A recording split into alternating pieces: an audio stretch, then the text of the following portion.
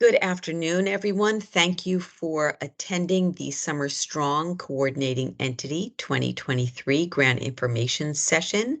Today is December 9th, 2022. My name is Deborah Eichenbaum. I'm a grant management specialist with the Office of Out of School Time Grants and Youth Outcomes.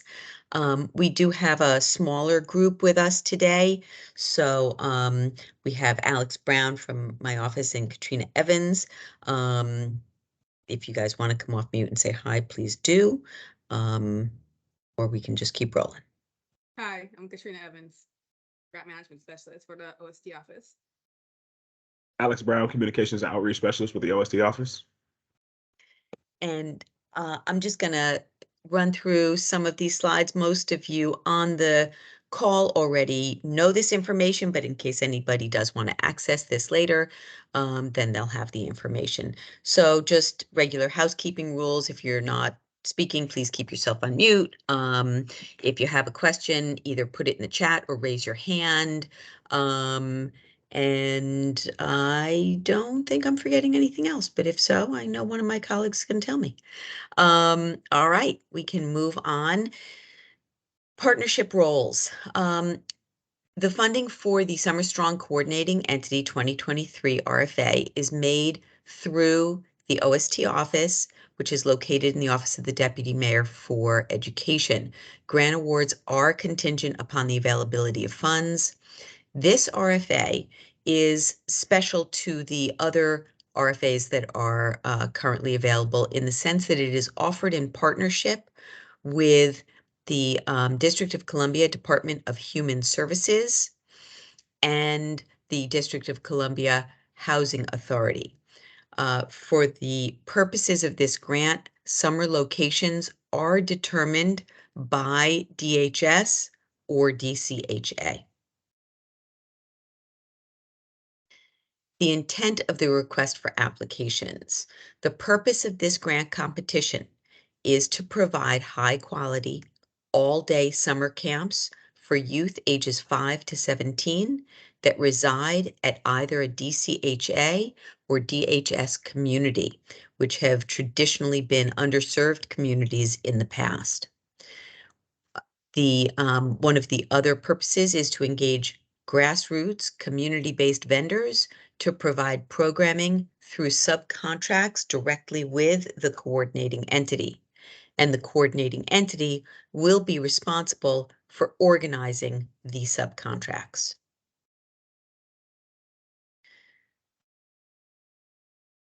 The scope of the grant.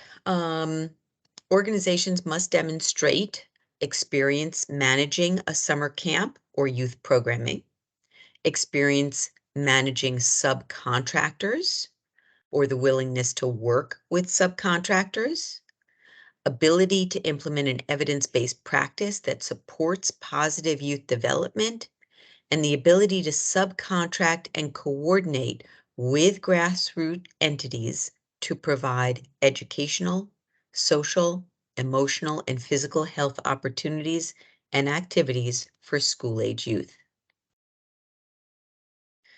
So subcontracts. The OST office will release a request for applications for subcontractors to work directly with the coordinating entities by February of 2023. That is an RFA that we release on behalf of the coordinating entities.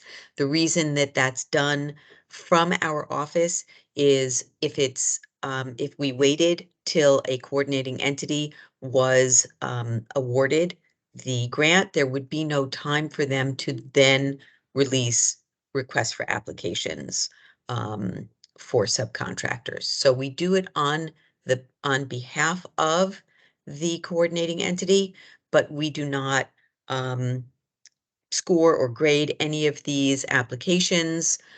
We just receive them. The applications are for grassroots organizations and businesses to apply as vendors or subcontractors. We use that term interchangeably to provide the programming.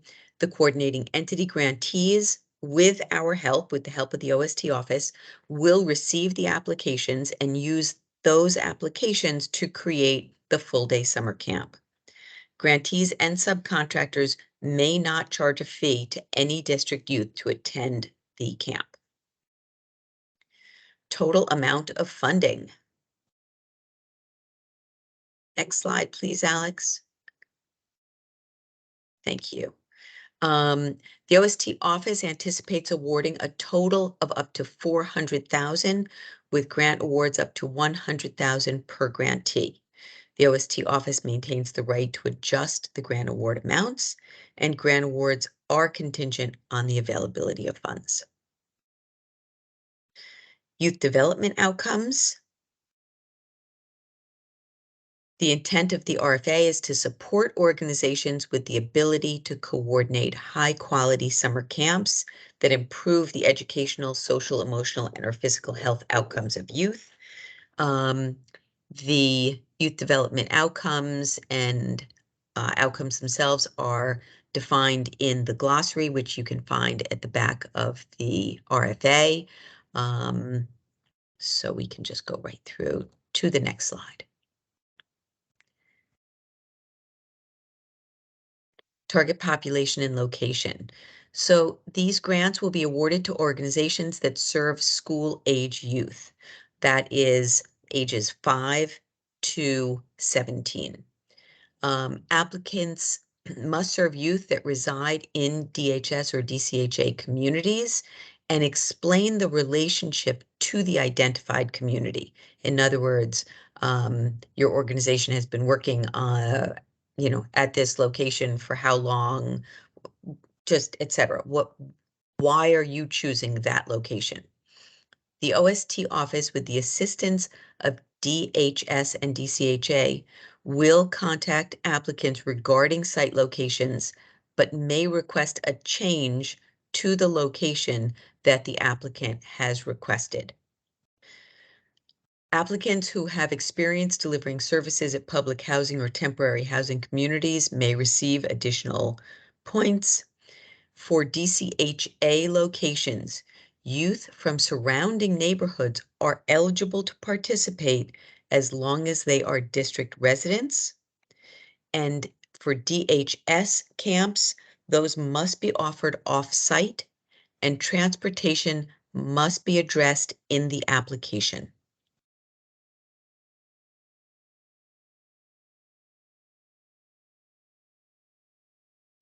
So camp programming and dosage. The grant period will begin May 1st, 2023, and go through September 29th, 2023.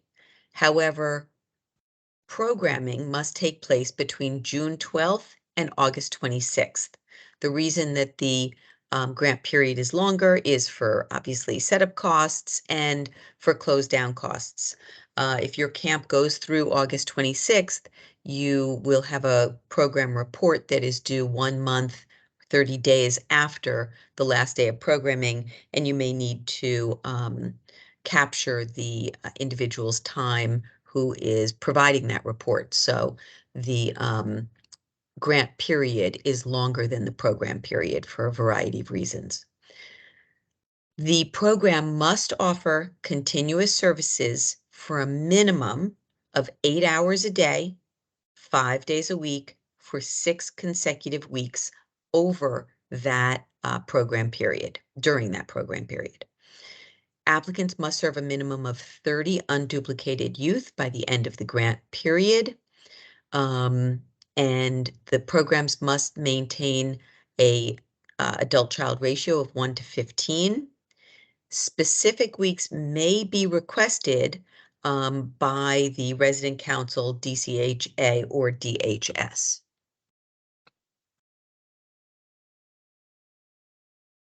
Technical assistance. The OST office will provide assistance during the grant period for training, data entry, data management, youth development, coordination improvement, measurements, and other supports. One of the things that the OST office does with this grant is always have an orientation when it is right before the grant period begins, so that the subcontractors can all be there for an orientation and a youth development training through the Institute for Youth Development. And I'm going to pause right here since I'm at the end of a section to see if there are any questions. Alex, is there anything in the chat?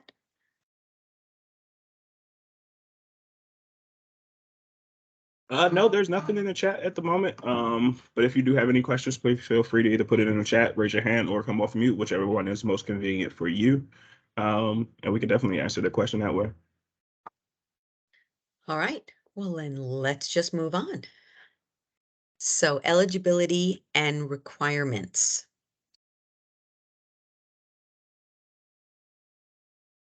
The organizational requirements are that the organization must be a nonprofit and have a 501c3 operating for a minimum of 2 years. Fiscal sponsors are not eligible to apply. Organizations must be incorporated in DC and should have an overall operating expense of no more than 30% of the annual organizational budget. That's just a best practice.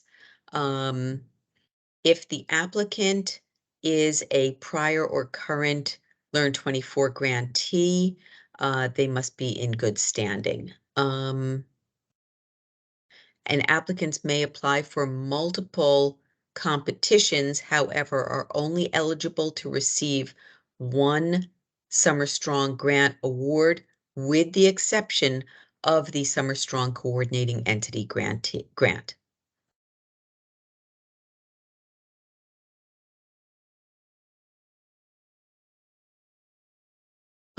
Operations. All applicants must be in good standing with the IRS as shown by the 990 filings. We ask for 2 years of those.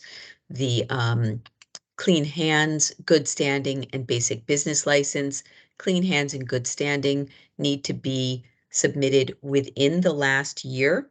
And the basic business license needs to be currently valid. You do not need to go out and get a new basic business license if it will expire during the grant period. It just needs to be currently valid by the time the application is submitted. The one thing I want to be very, very clear about is that there is a little bit of a change in, well, there has been a change in the leadership, and as a result, the OST office in the past was relatively lenient with applications, and we allowed for applications to, for applicants to not submit all information, and we would email and ask for that information. And if all information and all documentation is not provided with the grant application, it will be deemed ineligible for review. So let me say it again.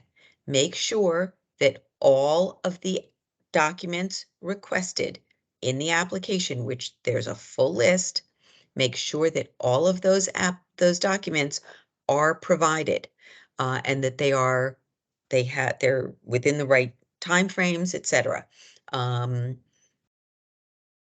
If you have any questions, feel free to either come off mute or send a question in to the question and answer document. Again, if the applicant is a prior Learn 24 grantee, the applicant must be in compliance with all prior grant agreements. So I'm just going to say it one more time. For clean hands, good standing, or if you need a basic business license or whatever else it might be, make sure to apply for those early. Do not wait until the last minute and then say, oh, I didn't get it back in time. Make sure to apply early and submit the documentation as requested, or the application will be ineligible for review.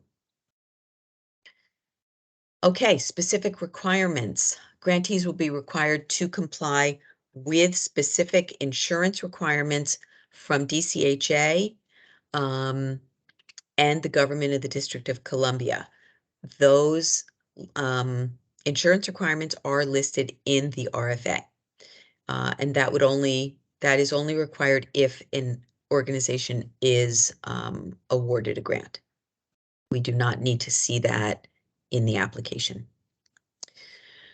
Grantees will coordinate directly with DCHA or DHS regarding site-specific requirements. Okay, program focus. The organization's primary focus must be on serving district youth with intentional opportunities that help youth reach developmental outcomes and have meaningful roles in their communities. Organizations must clearly define how the summer camp will measure and define outputs and outcomes. There is a required logic model. There is also, I think we're going to talk about it in a little bit, but there is a pre-recorded training on the website regarding the logic model. So if you need help creating a logic model for your organization, please feel free to watch that training.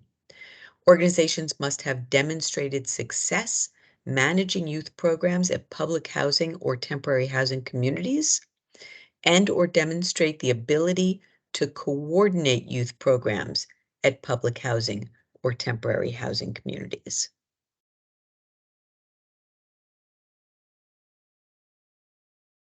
Okay.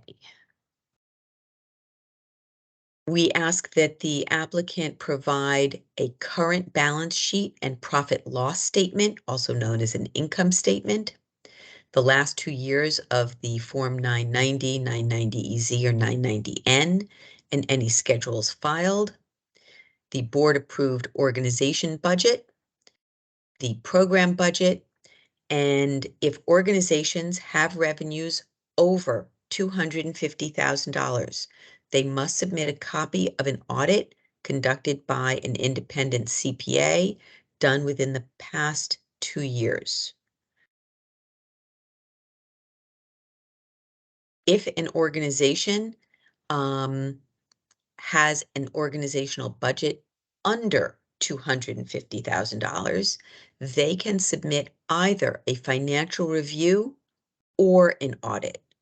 However, no organization can receive more than $50,000 in any fiscal year without providing either the audit or the financial review. Again, the financial review is only acceptable if the organization has a budget under $250,000.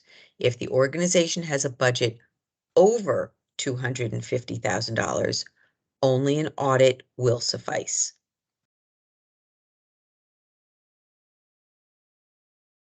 Grant fund limitations. Grant funds may only be used to support youth that reside in the district. That does not mean that your program cannot also, no, I'm sorry. Let me rewind that. For this competition, grant funds can only be used to support youth that reside in the district. The program should only be supporting youth that reside in the district. A minimum of 90% of grant funds awarded must be applied to direct program costs, such as program staff salary and benefits, program supplies and materials, curricula, evaluation, educational or learning field trip expenses. And no more than 10% of grant funds may be used for general operating and or overhead costs.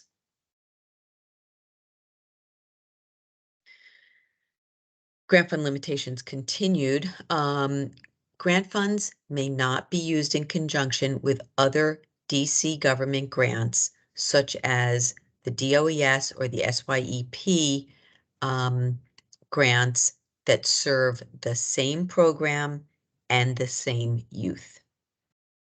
Because that would basically more commonly known as double dipping, which is definitely not acceptable. SYEP youth may be used as additional staff support, but cannot be counted toward the grant for participants if the organization is receiving funds from DOES.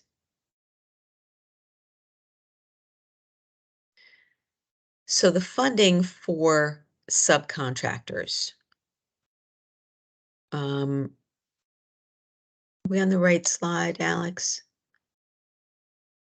Thank you. A minimum of 40% of the grant amount must be used for at least 4 subcontractors to provide services directly to youth. The majority of the subcontractors must be selected from the submissions received to that RFA, which I talked about before, that the OST office will release. This says in January, which is what the goal is. And the use of the subcontractors must be provided in the budget narrative.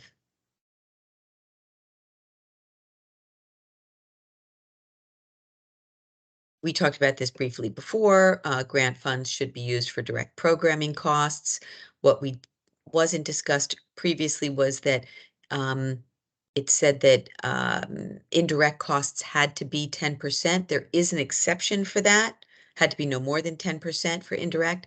The exception to that is if the organization has a federal negotiated indirect cost rate agreement, also known as a NICRA, and that can be applied. If no NICRA exists, the de minimis indirect rate is 10%.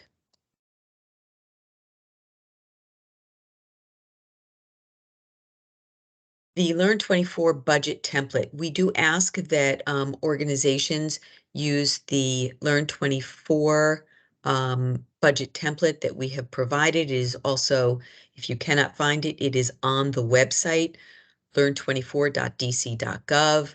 Under funding opportunities, there is also a pre-recorded, we have to fix that, a pre-recorded training is available for any organization experiencing challenges using the template. So please feel free to watch that as well.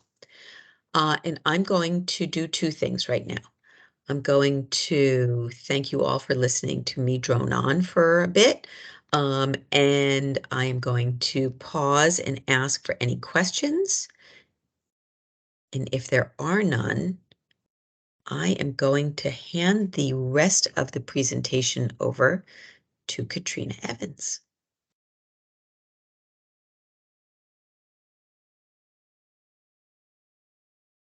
Okay, thanks, Deborah. I'm assuming there's no questions on the portions Deborah covered. So thank you, Deborah, for going over the scope of the grant and the eligibility and requirements. I will be going over the application. So for the application for the Summer Strong Coordinating Grant. Okay, so application submission. So just be aware, applications that fail to follow the requirements, do not meet eligibility, or fail to submit all requirements will not be considered. Applications and attachments must be submitted by Monday, January 9th, 2023 at 5 p.m. Successfully submitted applications will receive a confirmation notice that will on the browser upon completion. It is strongly suggested that the applicant print the confirmation as evidence and proof of submission. Applications without a confirmation or without proof of submission will be considered late or incomplete and will not be reviewed. So I know I mentioned to print it out. Understand not everybody has access to a printer. So another way you can prove that you submitted your application is to take a screenshot with your camera or your phone camera as proof of submission. That will be accepted. And just to reiterate, submissions with any missing application attachments are considered incomplete and will not be reviewed. The application will not be reviewed if the applicant fails to submit all required documents.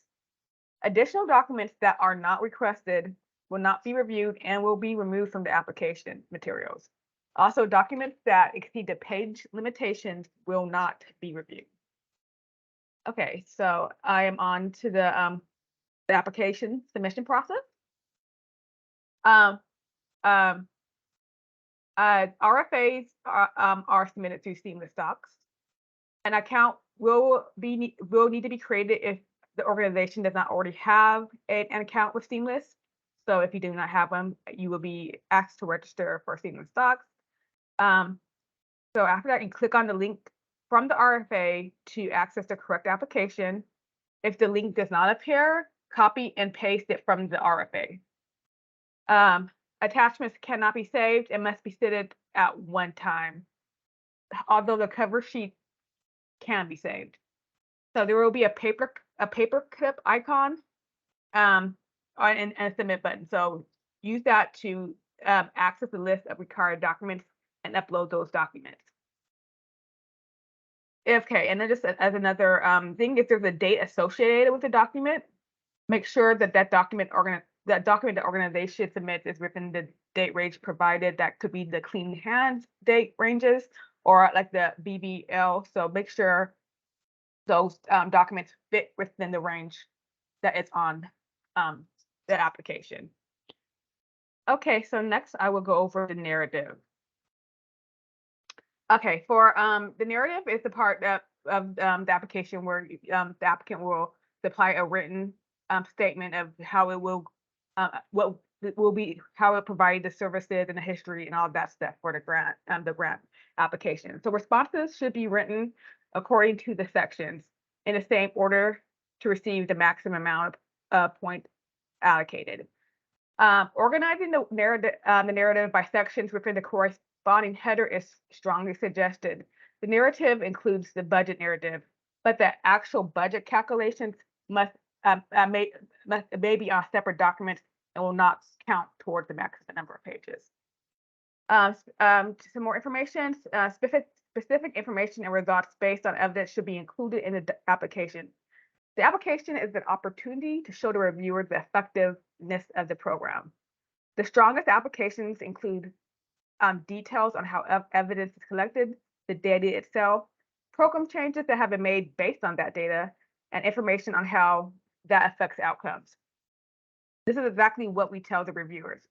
So if an answer is found in a separate section, you may not receive points. You may not receive points for it, since the reviewers are told to score at one section at a time. So if it's not, like if you have that information in there, but it's not in the section that was requested, you may not get the points. So all the points that can be allocated to that section. So just remember, put yourself in the reviewer's shoes. They do review it based on what they're told, which is basically section by section. Okay, the next section I will go over is the narrative format.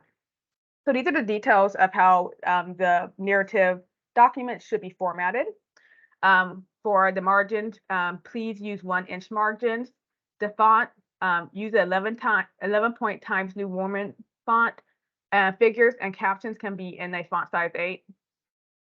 Page numbering, please number each page on the document consecutively, and spacing, use single spacing. You may use tables, graphs, or charts, and these will count towards the page limit, and there is a 12-page maximum. Okay, now we'll go over the budget. The budget is a required part of the narrative and not a separate section. Financial attachments can be any length and format. So we would want you to explain the systems in place to manage and comply with the grant requirements, including tracking grant expenditures. Okay, and also provide program and organizational budgets that describe expenses and revenue with accurate math. Also provide detailed budget narrative and describe other sources of funding and status if that would be that are not based on receiving the grant. And also provide all necessary documentation. Okay, now we'll go over the important dates specific to this RFA. On Monday, November 28th of this year, the RFA was released. And today, right now, Friday, December 9th, you are attending the grant information session.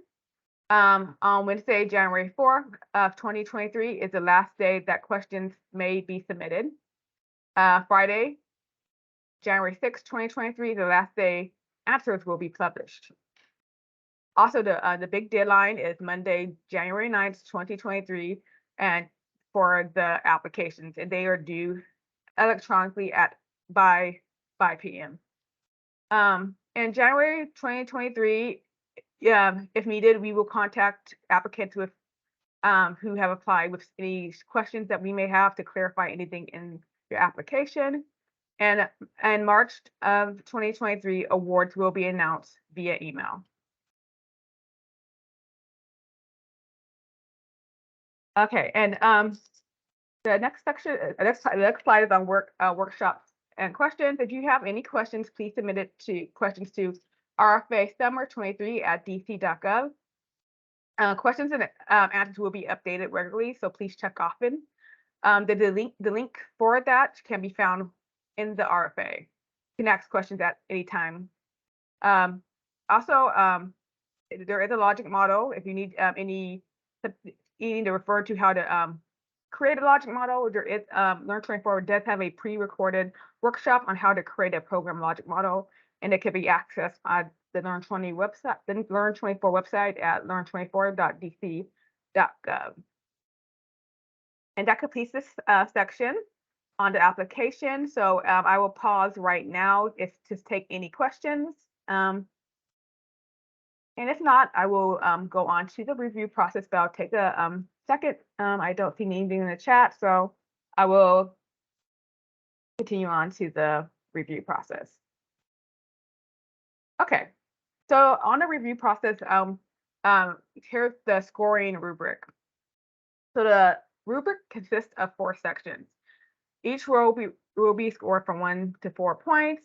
Check boxes are listed under each description. Applicants will receive the score in which all boxes can be checked. So the scoring is basically if you get 1 point, that will be unacceptable or did not respond. So that would give you 1 point. 2 points will equal an acceptable response.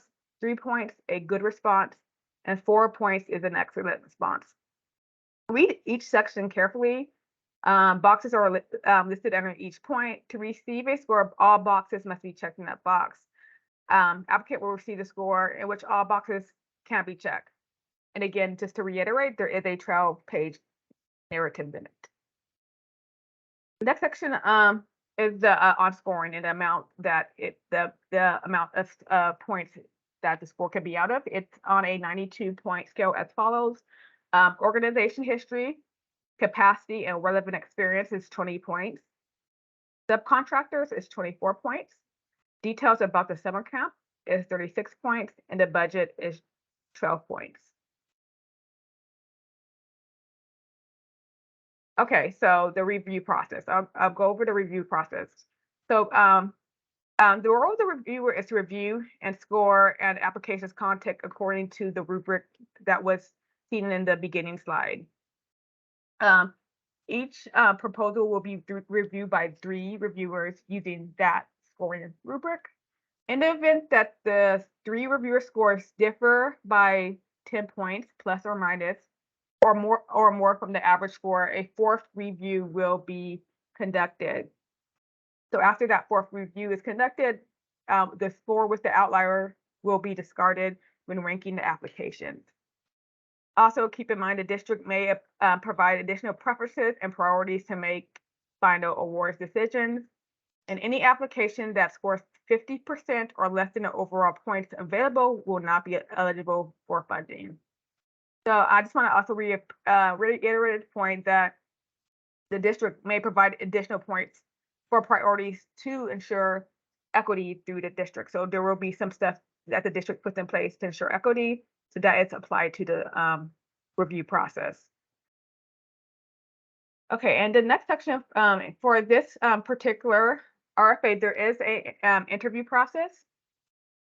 So in addition to the review process, the top 3 ranked applicants per site will be invited for an interview. The interview panel may include key stakeholders that include representatives from the Deputy Mayor from Education, the OST office, DHS, DCHA, the resident council, parents, and youth. The reviewer score and interview scores will be used to generate the final score. The district will make the final award decisions based on this final score.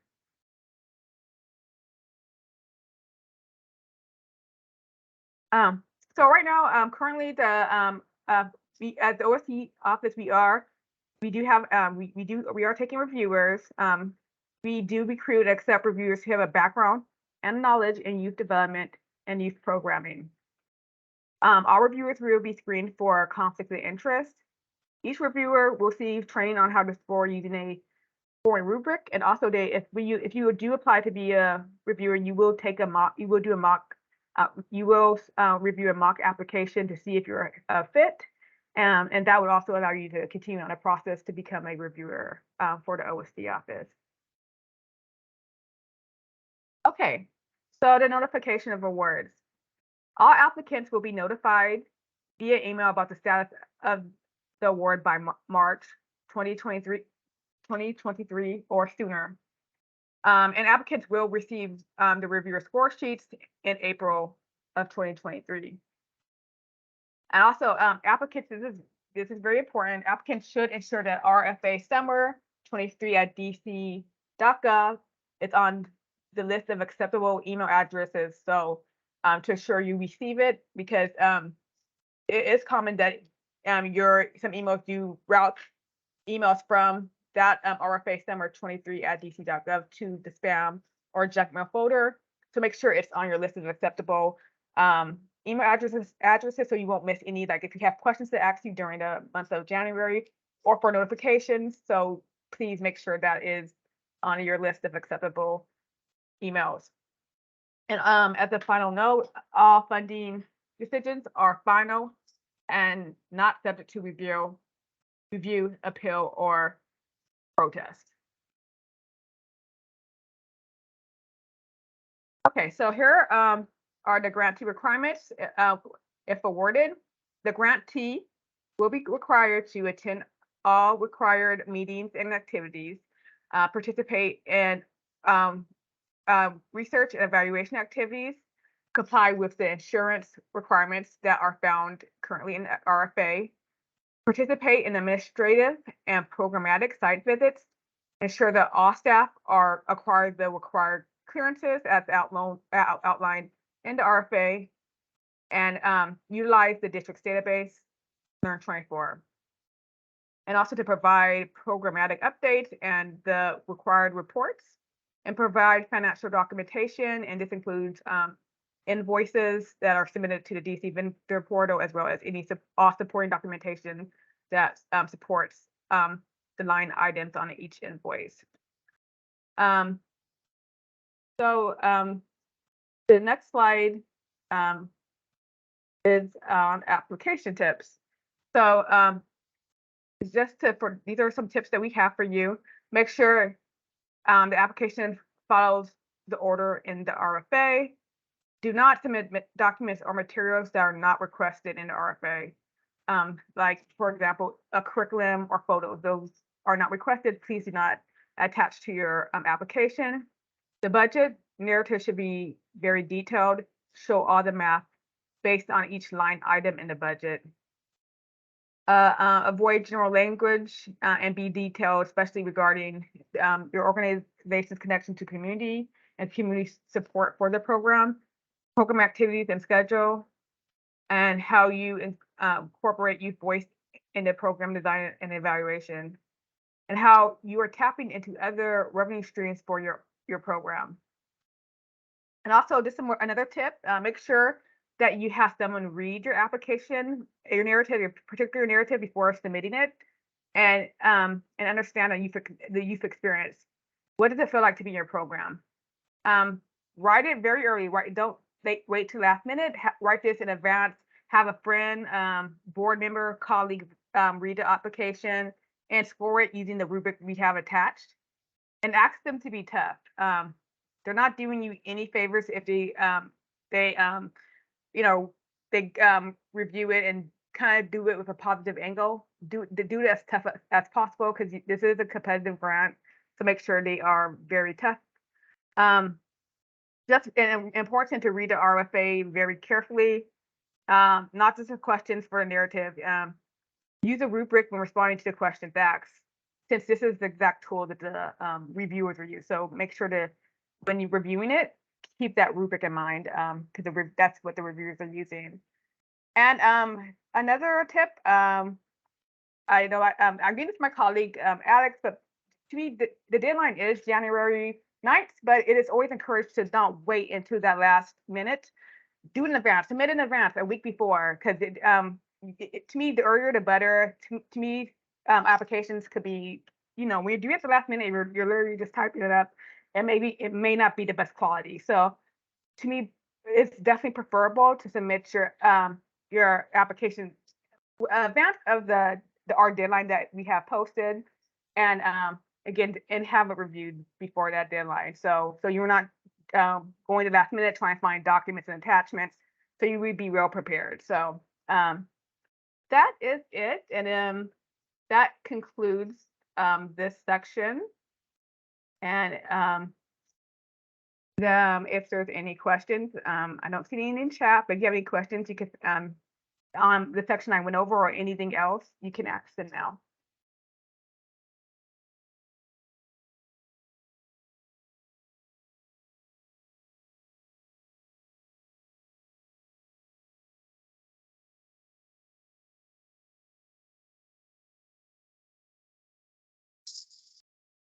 So I'm just going to break back in and say we can stop the recording, and thank you all. I actually do see there are 2 more slides, or 1 more slide.